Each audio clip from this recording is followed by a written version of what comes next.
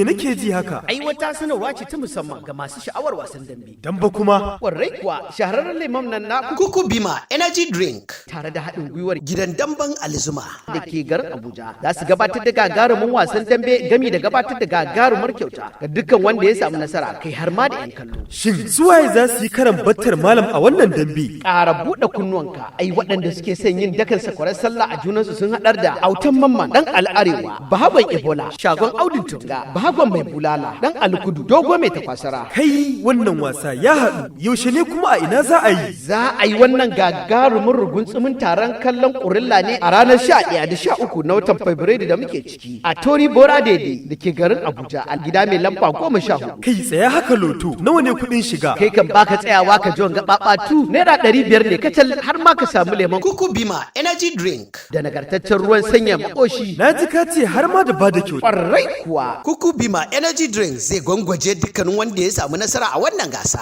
Na ɗaya zai samu kyautar naira 100,000, na biyu zai samu kyautar naira 70,000, sai na ku zai samu kyautar naira 35,000. Kai su ma waɗanda suka shiga wannan gurin wasa za su iya samun nashi rabon. Lallai ba za a bar ni a baya ba, don kuwa sai na je na kashe kwarkwatar idanuna, don kuwa gani ya kori ji. Ko ba komai na sha lemon ba. KukuBima, power.